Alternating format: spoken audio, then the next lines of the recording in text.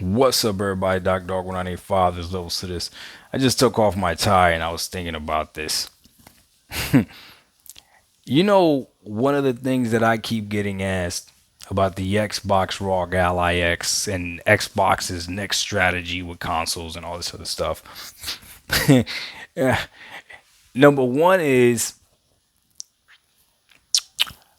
how surprised are you going to be when this thing is crazy expensive? Well, let me say this. Let me say this to you. I expect the Xbox ROG Ally X or the Xbox Ally X to be somewhere in the range of $900. I expect that because I know how much the regular ROG Ally cost when it dropped. I know how much the regular Ally X cost when it dropped, and this thing is supposed to have a better chip inside of it. It's an updated design. I'm sure they're gonna want to get some money just because it's got the Xbox button on it and the Xbox branding on it. So I'm sure it's probably gonna be around the $900 range as well. I would be very surprised if it's less than $900. Okay, so that's number one. No one is surprised about the Xbox ROG Ally X being in the $900 range. Nobody is surprised about this. Okay, now the next Xbox quote unquote console, if they go the PC hybrid route, I have no idea what the cost of this thing is going to be. But let's just say this thing is expensive. Well, it has to be justified as to what it is that you're getting, whether or not it's a value. Whether or not it's going to sell a lot, I'll be honest with you, really doesn't matter. I don't understand that question when people are like, how much do you think it's going to sell?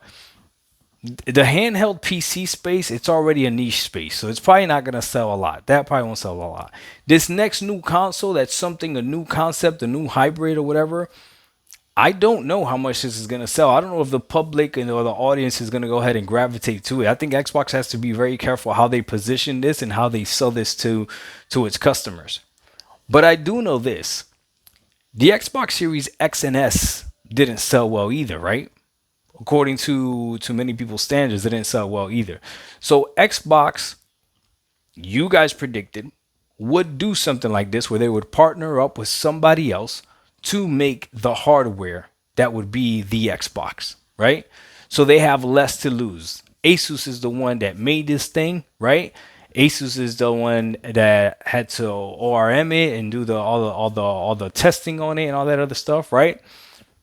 Xbox put its branding logo on it. I'm sure they had some things to do with to deal with it, but for the most part, this thing was probably mostly built by Asus. I think we could agree with that. Okay, I'm sure you guys have seen the rumor that now Xbox is also teaming with MetaQuest.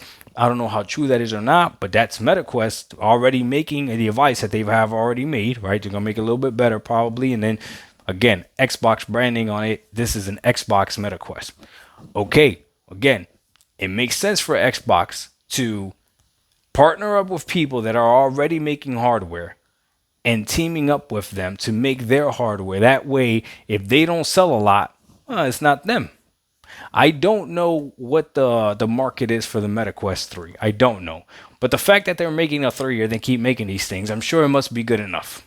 I'm sure it must be good enough, right? I don't know what the market is for the PC handhelds. I don't know. But I'm sure it must be good enough when all these companies are jumping in on it to make PC handhelds, right?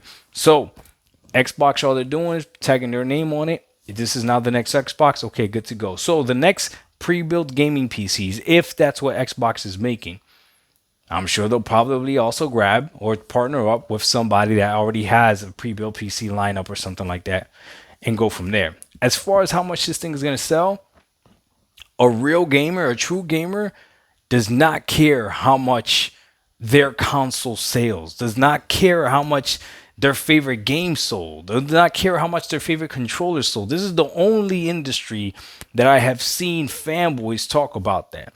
I'll give you a perfect example, okay? I don't know and I don't care how many headsets Turtle Beach sold of the Battle Buds. I don't know and I don't care. What I know is that I bought two and I love these things. I love the way the sound mics, the mic sounds. That's the only thing I care about. I don't know and I don't care how many Samsung Galaxy S25 Plus Samsung has sold. I don't know and I don't care. All I know is I like my phone. My phone's cool. Okay. I don't know and I don't care how many Cremo beard brush this brand sold. I don't know. I have no idea. I've never looked it up. I never went to Google how many of these brushes have sold. But you want to know what though? I have 4 of these around the house. 4 of these.